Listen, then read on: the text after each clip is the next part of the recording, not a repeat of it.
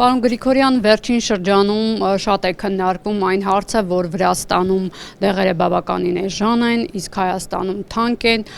գրեթե որոշ դեղերի մոտ ըստ մասնագետների հաշվարկի 20-ից 30%-ի տարբերություն է կազմում։ Դուք ինչ հաշվարկներ ունեք եւ ընդհանրապես ինչպես է հնարավոր նույն Վրաստանի օրինակը կիրառել Հայաստանում եւ դեղերը ունենալ համեմատաբար մատչելի արժեք։ Նախ պետք չի Վրաստանի օրինակը կիրառել Հայաստանում, պետք է հայկական օրինակը մշակել եւ հայկական օրինակը դարձնել տարածաշրջանում որպես, այսպես ասած, օրինակելի օրինակ։ Տեսեք, Հայաստանում դեղերը հարկվում են, ավելացված արժեքի հարկ, մարժանա մեծ լինում եւ այլն։ Եվ եթե նույնիսկ, ասենք իմ հաշվարկները դնենք մի կողմ, արհեստական բանականությունից, մեր բոլորի կողմից սիրված, հարցնենք դեղորայքի արժեքների տարբերությունը մոտավորապես 40% տարբերություն է տալիս Հայաստանում դեղորայքի արժեքները, բայց մինչև մենք դեղորայքի արժեքը կարգավորենք, մինչև մենք հնարավորություն ունենանք դեղը ֆինանսապես մատչելի դարձնել պացիենտերին, մենք պետք է առաջին հերթին հասանելիության վրա փորձենք աշխատել, որովհետև տեսեք, շատ դեղորայքներ չի ստանում օրինակ մարզային գյուղական ամբուլատորիան, որովհետև կա տարբերություն համակարգերի, օրինակ ինքը տեղական ինքնակառավարման մարմնին է ենթարկվում, նախարարությանն է ենթարկվում, ով պետքա կենտրոնացված գնում անի, ոնց պետքա դա հասցնի, երբ որ տալիս են ամեն ամբուլատորիան իր համար գնումներ անի, տեսեք, մոտակա դեղատունը շատ հաճախ լինում է, որ չունի մեծածախի լիցենզիա։ Դրա համար մանրածախ են առնում, դրա համար ավելի մեծ գին է ալնում։ Երկրորդը դեղատները հասանելիություն չունեն, օրինակ ահագին բնակավայրեր կան, որտեղ որ 5-10 կիլոմետրից ավելի հեռու է դեղատունը։ Եվ բնականաբար դա պացիենտի համար շատ մեծ անհարմարություն է ստեղծելու, բացի դեղորայքի գնային քաղաքականությունից, նաև դրա ֆիզիկական հասանելիության առումով։ Մեր մոտ գրանցման ընթացակարգը չափազանց բարդացված է, միջինում տևում է 6 ամսից սկսած, մինչև կարա տարիներ ձգվի եւ բավականին թանկ է, ասենք, մինչև 3-4 միլիոն դրամ կարա արժենա դեղորայքի գրանցումը։ Իսկ օրինակ մեծ խաղացողները համաշխարհային ֆարմ բիզնեսի, իրանց համար Հայաստանի շուկան փոքր է, որ իրանք այդքան ներդնեն ու չնչին վաճառքներ ունենան, որտեղ Հայաստանի բնակչությունը փոքր է։ Պատկերացրեցիք, չէ՞ ինչ եմ ասում։ Եվ այդ պարագայում մեր մոտ դեղորայքը թե ներկրումն է անհասանելի դառնում, թե ֆիզիկական հասանելիությունն է անհասանելի դառնում եւ ֆինանսական, այսպես ասած, պայմաններն ու խաղի կանոնները թելադրում են 1-2 ներկրողներ, ովքեր որ իրանք են ներկրում, իրանք է որոշում են որքանով են վաճառելու, չեք ուզում մի գնեք։ Բայց մարդկանց համար դա կենսական անհրաժեշտություն է։ Օրինակ հակաուռուցքային պրեպարատները, դիաբետի նոր պրեպարատները, դիաբետի բուժման, որը որ մարդը ամբողջ կյանքում պետք է ստանա։ Եվ որպեսզի մենք կարողանանք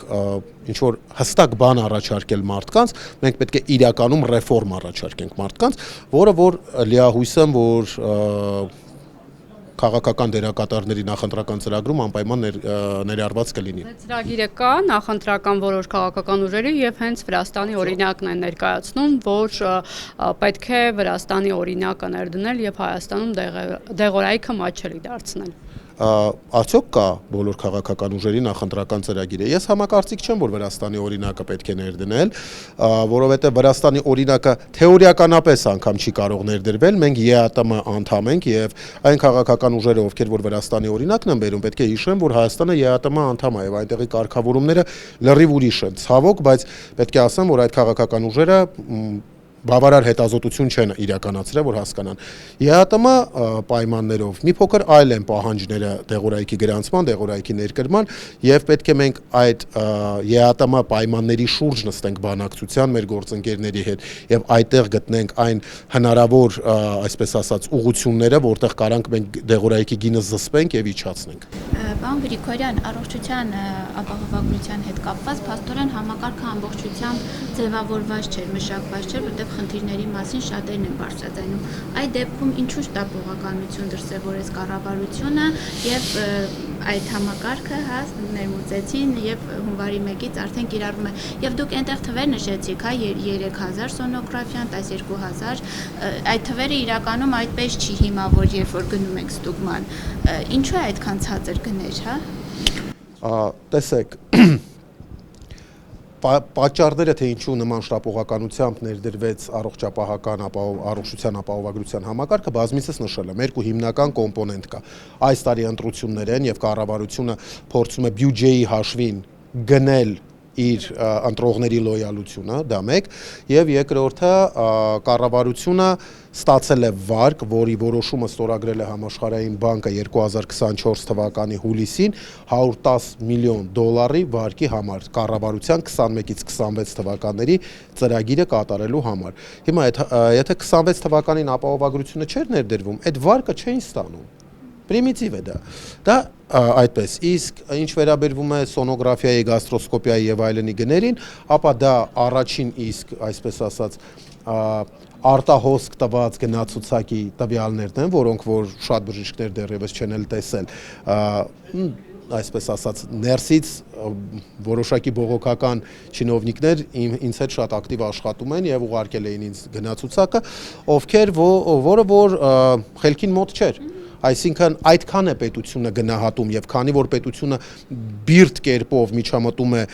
մասնավոր շուկա, այսինքն ապահովագրականների ձեռքից խլում է, ոչ թե վերցնում է, այլ խլում է բիզնեսները եւ փորձում է միակ գնորդը դառնալ ծառայությունների, ինքն էլ իրավունք ունի թելադրի։ Դա արհեստական մանոպոլիայի ստեղծում է պետության համար։ Բայց փաստորեն հնարավոր է 3000-ով ուրեմն սոնոգրաֆիա անել։ Հնարավոր է արդյոք։ Հարց եմ տալիս, հնարավոր է արդյոք որակյալ սոնոգրաֆիա անել, հնարավոր է արդյոք որակյալ սարքավորում ձեռք բերի բուժկենտրոնը, որ այդ սոնոգրաֆիան անի, հնարավոր է արդյոք բուժաշխատողը վերապատրաստվի եւ արդիական գիտելիքներ ունենա սոնոգրաֆիա անելուց, որտեղ բժիշկները պետք է վերապատրաստվեն։ Մեկ վերապատրաստման միջին արժեքը մոտավորապես 6-ից 7000 եվրո է արտասահմանում։ Եվ եթե դուք ուզում եք ձեր բժիշկը 3000 դրամի սոնոգրաֆիա անի, այսինքն ոչ վերապատրաստվի, ոչ սարք գնի, ոչ ինչ-որ բան փոխի իր առօրյայի մեջ, ապա համակերպվեք դրա հետ, իսկ իրան հարգող բուժաշխատողը իր գիտելիքը գնահատում է։ Եվ օրինակ անձամբ ես ապահովագրությունով խորհրդատվություն չեմ իրականացնում, որտեղ ապահովագրությունը այցը գնահատում է 6000 դրամ։ Ամոթ չի։ 6000 դրամով դուք մի օրվա ձեր սննդամթերքը չեք կարողանա առնել սուպերմարկետում։ 6000 դրամով կարող է դուք մի անգամ օրինակ քաղաքի որևէ կաֆեում 2 հոգով սուրճ խմեք։ Դա արդյոք բժշկի գիտելիքի, բժշկի հմտությունների, բժշկի այդքան չարչարանքի adekvat գնահատական է, ես չեմ կարծում։